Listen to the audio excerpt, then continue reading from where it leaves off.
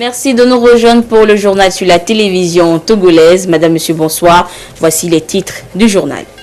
Coopération médiatique entre le Togo et le Burkina Faso. Un protocole de coopération a été signé ce jour entre la Haute Autorité de l'Audiovisuel et de la Communication du Togo et le Conseil supérieur de la Communication du Faso pour une mutualisation des actions des régulations des médias.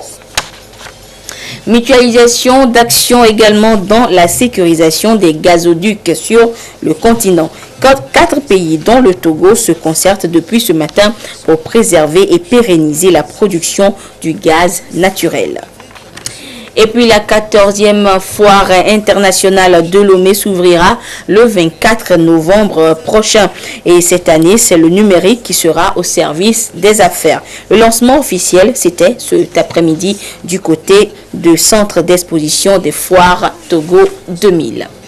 Voilà pour les titres. Une fois encore, bonsoir. Le président de la République, Faure Sozimna Nyazingbe, a reçu en audience ce matin l'international togolais Emmanuel Adebayor Cheyi. Au terme de sa tournée à l'intérieur du pays, il est allé rendre compte au chef de l'État des actions humanitaires qu'il a menées et voir dans quelle mesure il pourra aider les femmes à participer pleinement au développement du Togo. L'international togolais Adebayor Cheyi a déclaré être satisfait de cette tournée qui lui a permis de mieux connaître son pays. Nous l'écoutons à la sortie d'audience au micro de Arnaud Kilip.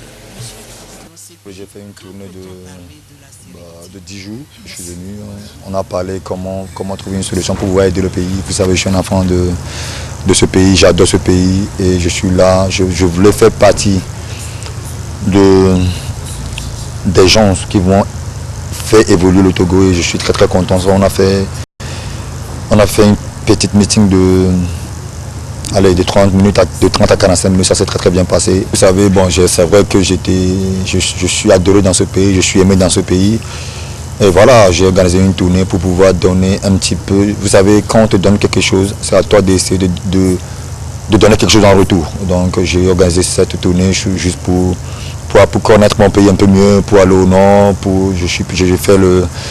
J'ai fait Kara, j'ai fait Sokodé, j'ai fait Palimé, Amaratention, enfin un petit escale de 1 heure à 2 heures à Takwame. Je suis revenu sur Lomé, reparti sur Aného. Et hier on a fait Togo plage propre. Franchement c'est beau, c'est magnifique.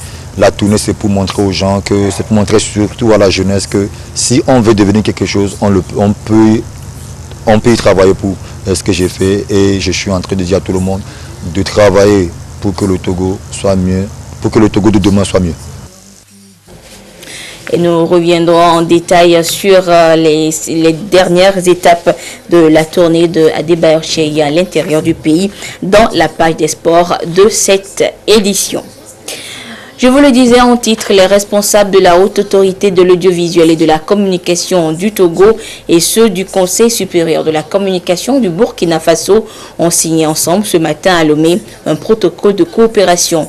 Il s'agit donc de renforcer les relations entre les deux institutions, notamment dans le domaine de la régulation des médias, pour que la presse soit un instrument de consolidation de la paix dans les deux pays. Le compte rendu avec Dodo Waré et Ramdan Bassina.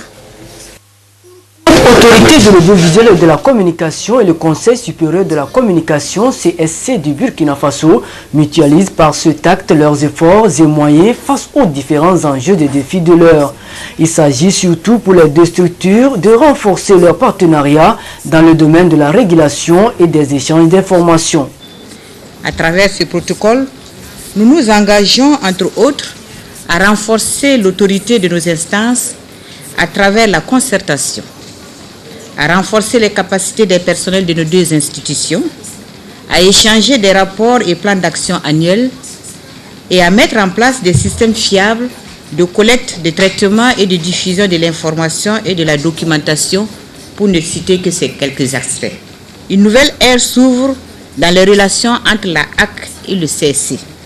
La communication est un vaste domaine et la coopération entre les institutions sous-régionales devient plus que nécessaire. Ce nouvel accord est le bienvenu selon le président de la HAC, en ce sens qu'il va aider le Togo et le Burkina Faso dans le processus de professionnalisation de leurs médias. Les instances de régulation des médias du Togo et du Faso ont les mêmes défis et ont besoin de mutualiser leurs efforts.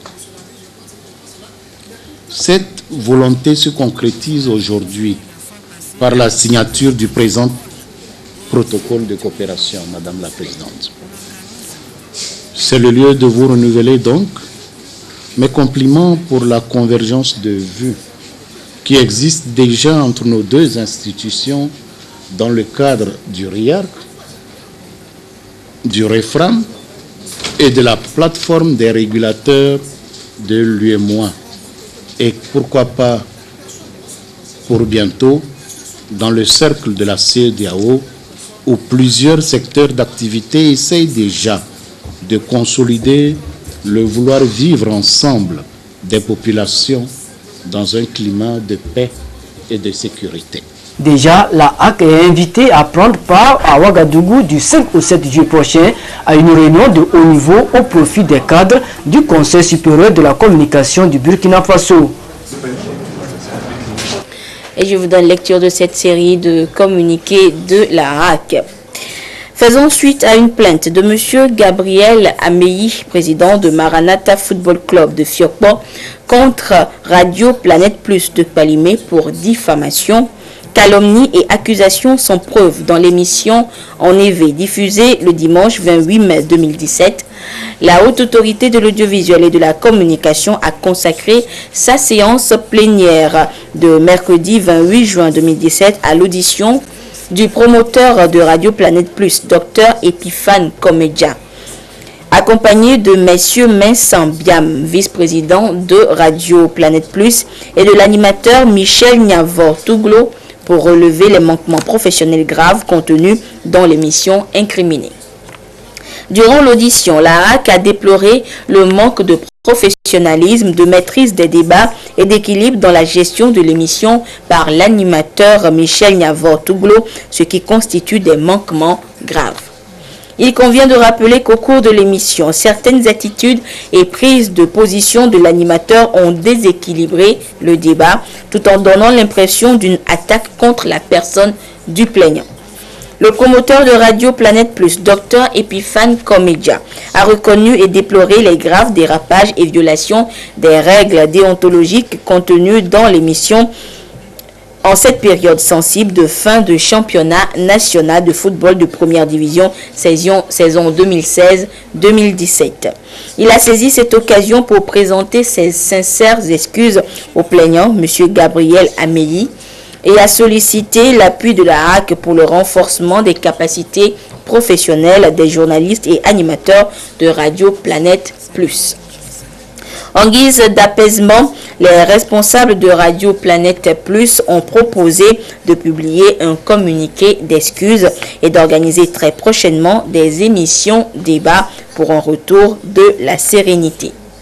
La HAC saisit cette occasion pour appeler une fois encore tous les organes de presse au professionnalisme et au sens de responsabilité des journalistes afin de préserver le climat de paix sociale et l'esprit de réconciliation nationale, notamment dans la conduite des débats en direct et des émissions interactives. Et c'était un premier communiqué du président de la HAC. Et dans un second communiqué, le président de la commission technique de gestion et de suivi de l'aide de l'État à la presse porte à la connaissance des directeurs de publication et directeurs des radios et télévisions non confessionnelles que le bénéfice de la subvention mise à la disposition de la commission pour l'année 2016 est subordonnée à une demande. La demande adressée au président de la commission au siège de la HAC, rue de l'EPP à Gbalépé de Gand à Lomé, devra comporter les pièces permettant de vérifier que le postulant remplit les conditions prescrites dans le décret numéro 2009-065/PR du 30 mars 2009.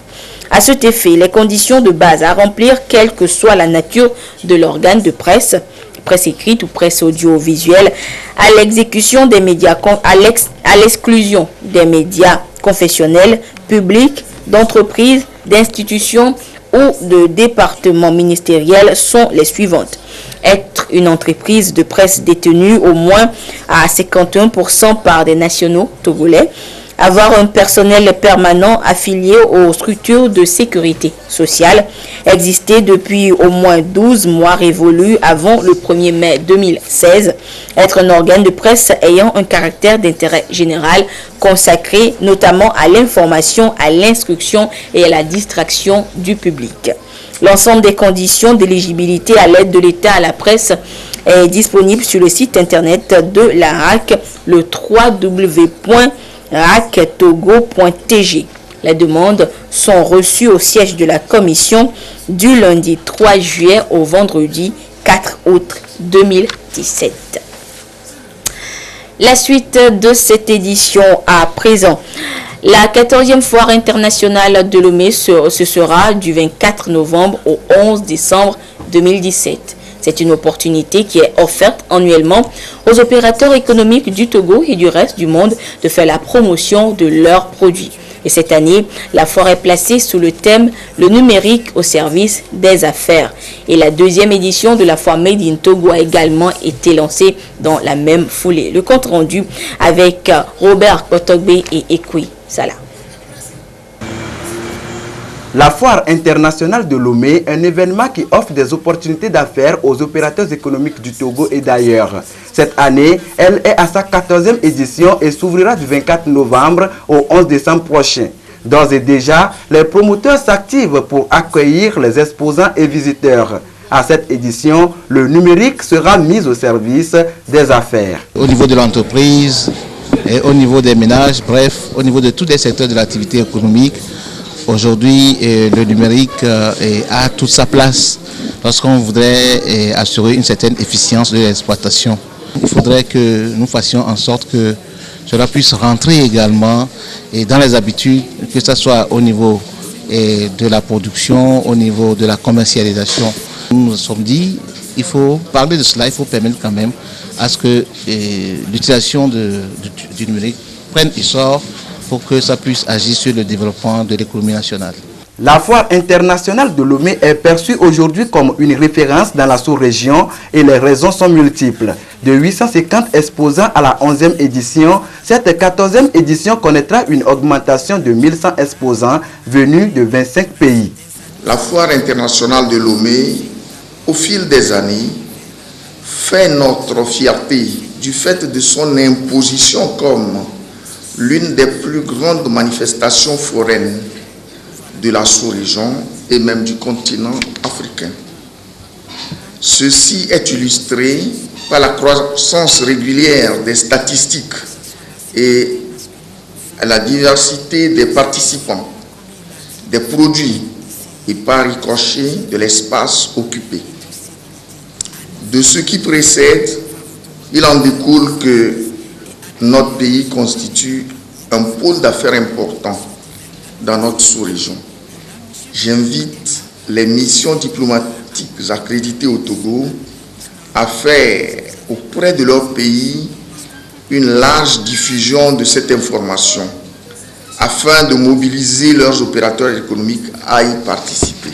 La 14e édition de la foire internationale de Lomé, c'est des rencontres B2B, soirées spectacles, journées portes ouvertes et bien d'autres activités. Elle sera précédée par la 2e édition de la foire Made in Togo du 28 juillet au 7 août prochain. Une activité pour promouvoir les produits togolais. Les marins et responsables portuaires du Bénin, du Ghana, du Nigeria et du Togo sont réunis depuis ce matin à Lomé sous l'égide du WAPCO, West African Gas Pipeline Company, pour définir les méthodes adéquates à adopter pour sécuriser les gazoducs. Les gazoducs qui servent à desservir ces 4 pays en gaz naturel. La sensibilisation de tous ces acteurs est recommandée par le WAPCO pour éviter les actes de vandalisme et afin de réduire la vulnérabilité de ces gazoducs en Afrique de l'Ouest. Des précisions avec Luc Assis. Les actes de vandalisme, l'utilisation des explosifs, le mouillage des navires et leur explosion, la pêche illicite dans les zones marines gazoducs et l'extraction du sable marin. Ce sont là des actes illicites qui menacent la viabilité et la fonctionnalité des gazoducs en mer comme sur terre. Conscients de la situation, le Bénin, le Ghana, le Nigeria et le Togo se sont regroupés dans le West African Gas Pipeline Company WAPCO afin de travailler de concert pour une surveillance électronique et une patrouille physique accrue, ceci en vue de mieux sécuriser les gazoducs. Cette troisième réunion de WAPCO à Lomé permettra à ces marins et responsables portuaires d'échanger davantage sur les meilleures méthodes de protection des gazoducs. Today we are here to deliberate. La société du gazoduc a un programme, un chronogramme annuel de rencontres avec les différentes parties prenantes, les pêcheurs, les autorités maritimes, afin de mettre en place les mécanismes nécessaires pour assurer la protection du gazoduc. Par exemple, en ce qui concerne les pêcheurs, les sensibiliser et les acteurs de la mer en général, les sensibiliser sur ce qu'ils ne doivent pas faire, ce qu'ils doivent faire et au respect de la zone de passage du gazoduc. Il y a un ensemble de régulations, de législations mises en place et tout ce que les acteurs en mer doivent faire, c'est de respecter ces régulations. Par exemple, les pêcheurs ne doivent pas pêcher dans le corridor du gazoduc. Les navires ne doivent pas y mouiller et jeter l'ancre non plus. On the pipeline, all these things, people know them. WAPCO a construit de nos jours un gazoduc de 678 km qui relie les 4 pays qui le composent et les dessert en gaz naturel transformé en électricité.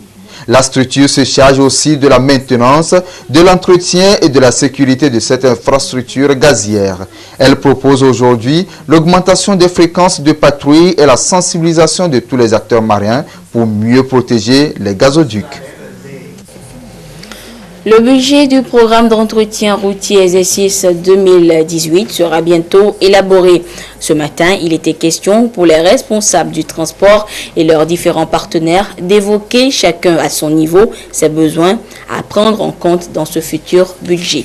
Dédé Koussao et Clarisse Atikle pour le compte rendu.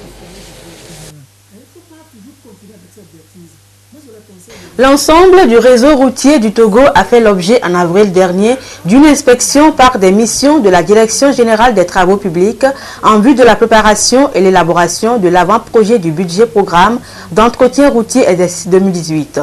Le rapport de synthèse de la mission est présenté ici aux différents acteurs des travaux publics.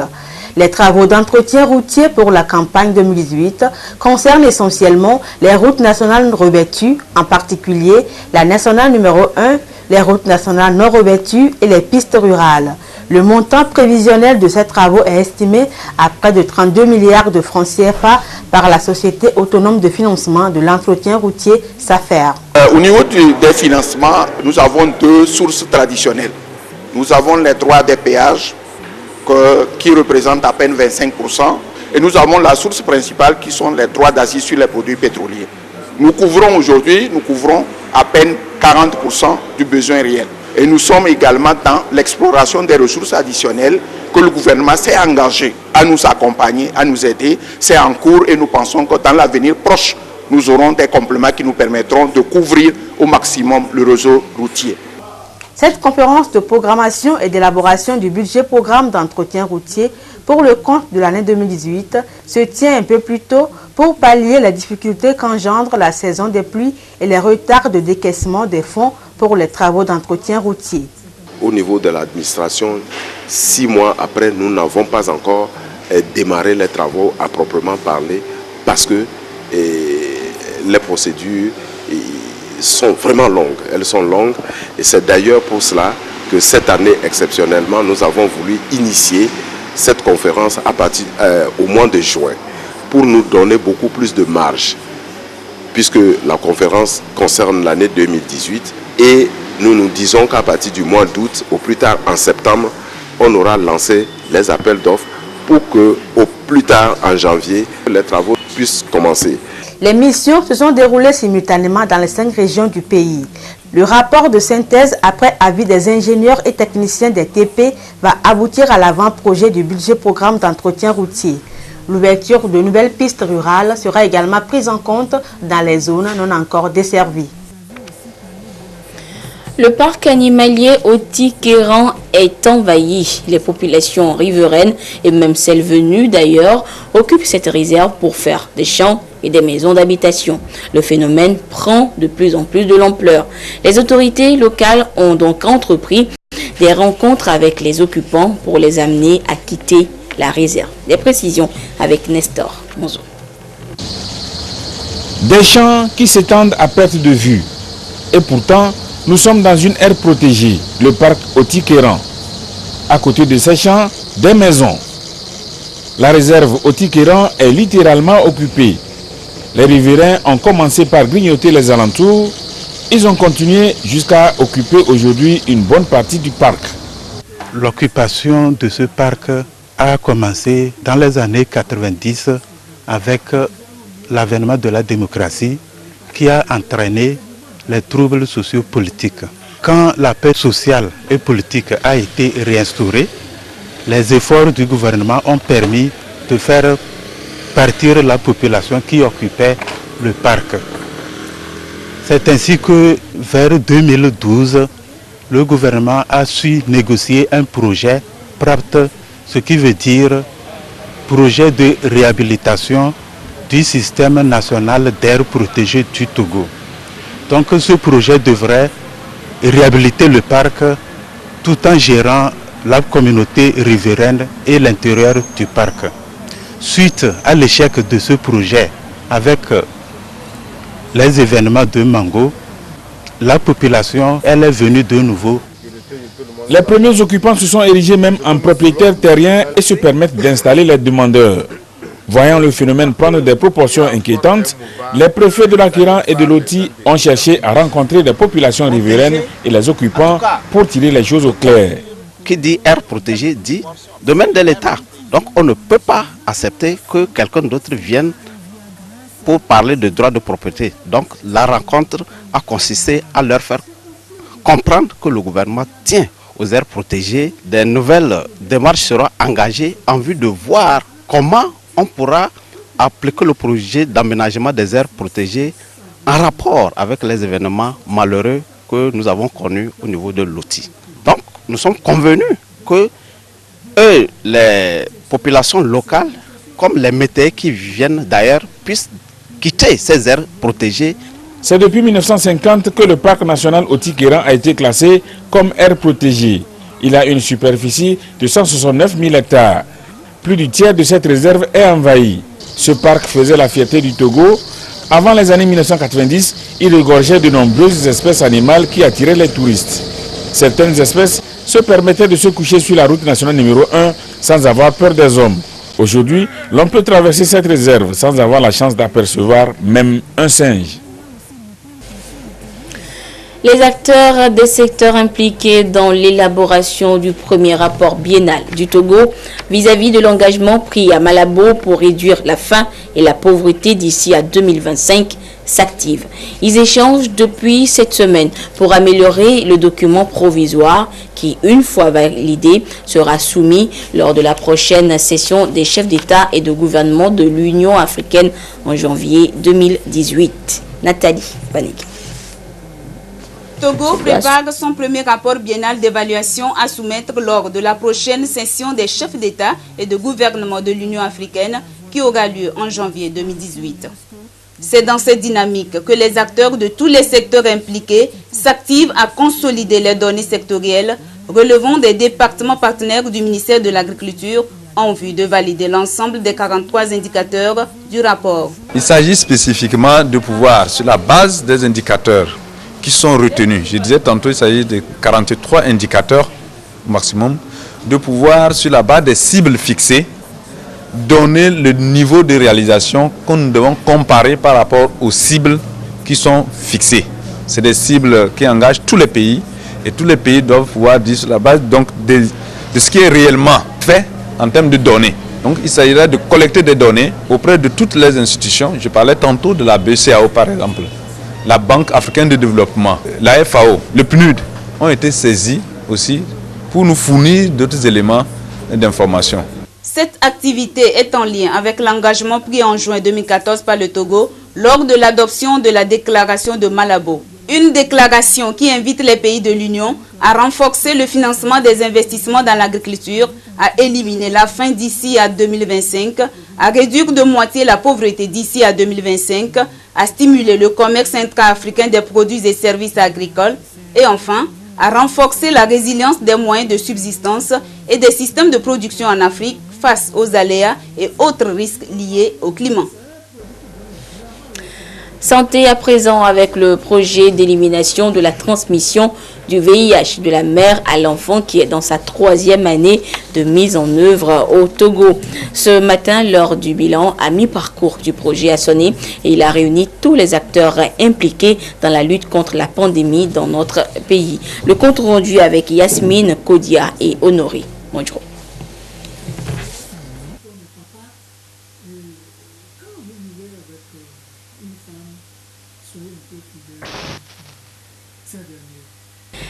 Quelques soucis techniques, nous reviendrons tout à l'heure sur cette revue à mi-parcours du projet d'élimination de la transmission du VIH de la mère à l'enfant. Dans le processus de gestion des industries extractives, les organisations de la société civile ont leur partition à jouer. Mais de quelle manière? C'est ce qu'elles découvrent depuis hier lors d'une formation sur les normes ITIE. Des précisions avec Christine Petchikel. Dans presque tous les pays en Afrique où les ressources naturelles sont exploitées, la société civile s'est engagée aux côtés des gouvernements pour que ces ressources profitent effectivement aux populations des zones d'exploitation concernées.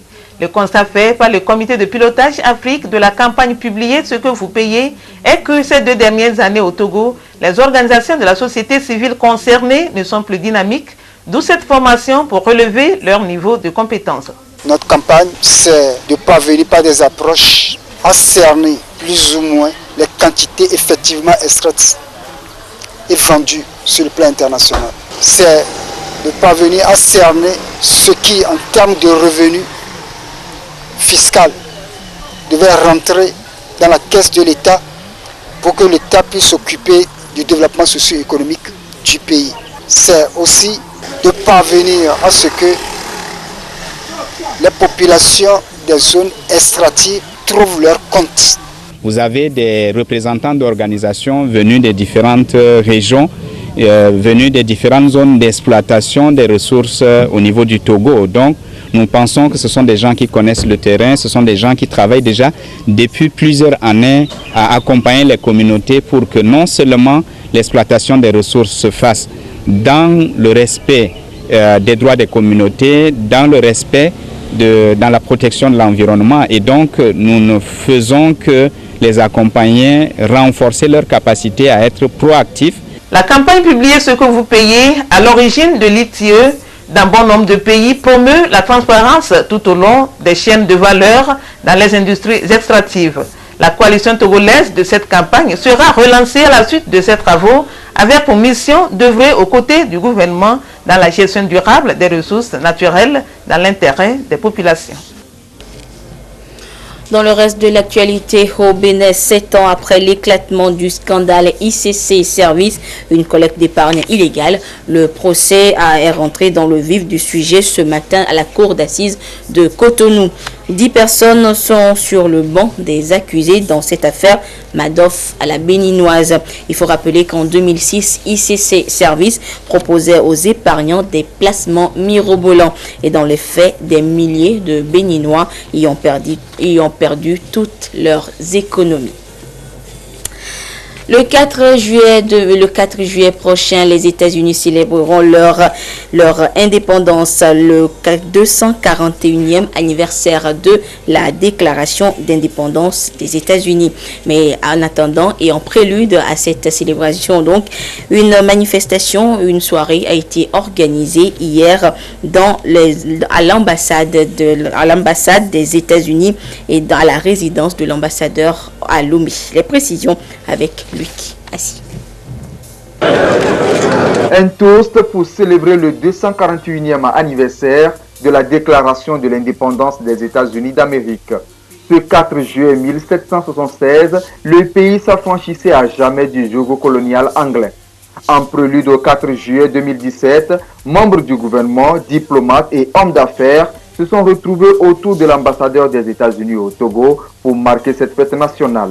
Le diplomate américain a réitéré la disponibilité de son pays à soutenir le Togo dans toutes ses initiatives et démarches visant le bien-être des populations ainsi que son appui à l'organisation du Forum AGOA qui se tiendra à Lomé du 8 au 10 août prochain. Notre thème pour la célébration de ce soir porte sur les relations commerciales entre le Togo et les États-Unis. Le Togo va bientôt arbitrer un événement très spécial pour marquer ce partenariat. Il s'agit du sommet commercial du Forum AGOA.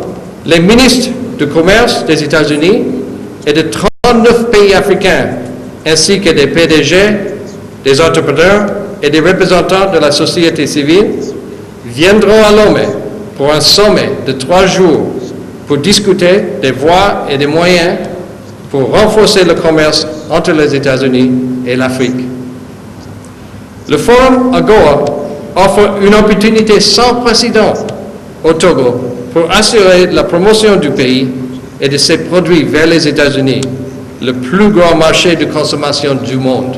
Les 57 ans d'amitié et de coopération entre les États-Unis et le Togo ont été aussi célébrés. Les deux parties entendent travailler davantage sur des projets d'intérêt commun pour plus de promotion de la bonne gouvernance dans la gestion de la chose publique, la sécurité et la consolidation de la démocratie. L'excellente qualité des relations entre nos deux États ne doit pas faire perdre de vue les chantiers à venir. En effet, le Togo et les États-Unis ont beaucoup de projets en commun ou à réaliser ensemble.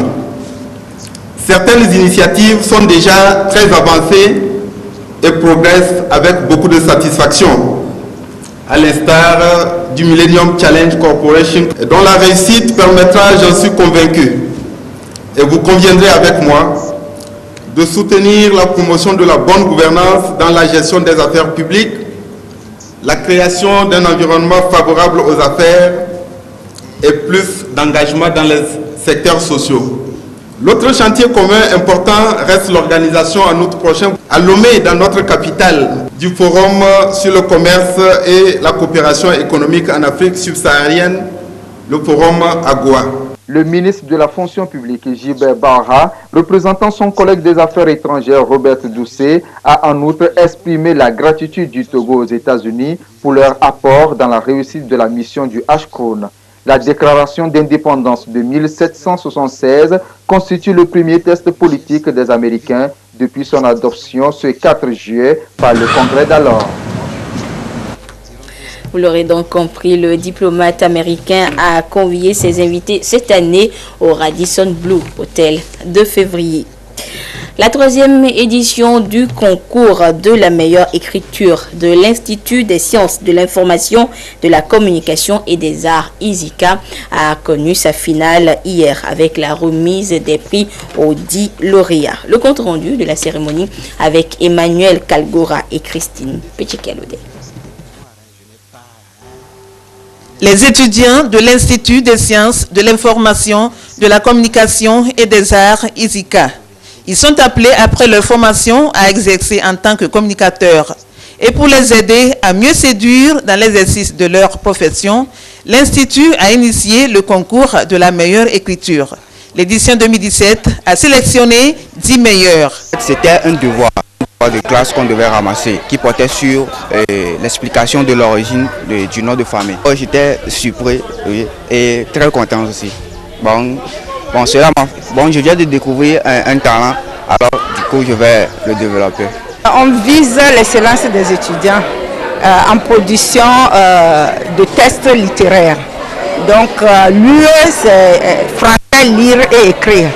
Donc on veut avoir d'autres talents. Vous savez que pour être journaliste, je ne vous apprends rien. Des communicateurs, il faut vraiment parler correctement. Cette année, l'événement a pris une allure très spéciale selon les initiateurs. Les prix destinés aux lauréats ont varié de 100 000 à 20 000 francs CFA. Ceci grâce au soutien de la Banque populaire. Si on est venu pour les soutenir cette année, c'est qu'on a trouvé l'initiative très intéressante parce qu'elle permet de mettre en évidence les travaux des jeunes étudiants qui sont dans un domaine, l'information et la communication. C'est l'excellence qui paye et il faut toujours faire la différence. En ces termes, Madame Koumeyalo Anate, enseignant-chercheur, les a exhortés à plus de concentration et de discipline pour mieux développer leur savoir-faire et mettre ainsi en relief leur talent. Jeudi 29 juin, nous retrouvons Claude Ama pour la dernière page des sports de ce mois de juin. Claude, bonsoir. Oui, bonsoir Anita. Et Claude, la tournée entamée par le capitaine des éperviers Cheyi Adebayor, que le chef de l'État a reçu ce jour. La tournée s'est donc achevée aujourd'hui à Lomé. Cette tournée humanitaire et sociale démarrait le 20 juin, après fin ce matin, par l'étape du lycée de Tocoin, par l'étape du lycée de Kolvia-Kopé, où il a remis un chèque de 12 millions qui servira à la réhabilitation des locaux du établissement. Des précisions avec Champion Touba.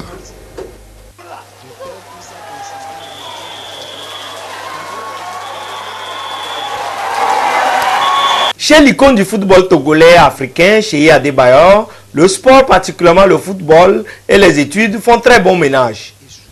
D'où sa décision à chaque fois renouvelée de soutenir les établissements scolaires du pays. Cette fois-ci, le choix est porté sur le lycée de Kodjovia-Kopé, un milieu qu'il a vu grandir. Un chèque de 12 millions de francs CFA, voilà le montant qu'a mis à la disposition de cet établissement à Stade du Ballon Rond pour lui permettre de faire peau neuve. Nous l'avons bien accueilli et nous le remercions pour ce don qu'il nous a fait. Nous le remercions sincèrement. Ça fait longtemps que nous attendions cet oxygène-là parce que nous nous sommes adressés à plusieurs sponsors. Mais à peine on lui a fait signe, il a répondu. Nous ne pouvons que faire ça, c'est-à-dire redonner un peu plus d'alacrité à notre établissement pour que cette jeunesse qui ne veut que étudier se sente à l'aise et continue sa course. C'était une grande joie pour nous. Nous savons comment l'exprimer, mais les faits parlent d'eux-mêmes. En toutes circonstances, un chef ou un capitaine est un marchand d'espoir. Pour moi, c'est important de venir donner quelque chose à ce quartier qui m'a tant donné. Et voilà, aujourd'hui, c'est vrai qu'il y a de cela une semaine, ou 10 jours peut-être, je suis passé par ici, j'ai vu dans les conditions dans lesquelles l'établissement se trouve, je me suis dit, Manu, tu peux faire quelque chose. Donc, je leur ai dit, je les ai appelés, et je leur ai dit de m'envoyer donc tout ce qu'ils ont donc besoin. Ils l'ont fait, donc voilà, aujourd'hui c'est vrai que c'est important de revenir vers eux, de leur remettre le chèque. Je suis très content, espérons que cet établissement se retrouve comme il était avant ou un peu mieux. La tournée humanitaire de l'international Cheyi Adebayor, entamée depuis le 20 juin, prend ainsi fin avec cette remise de chèques au lycée de Kodjovia-Kopé.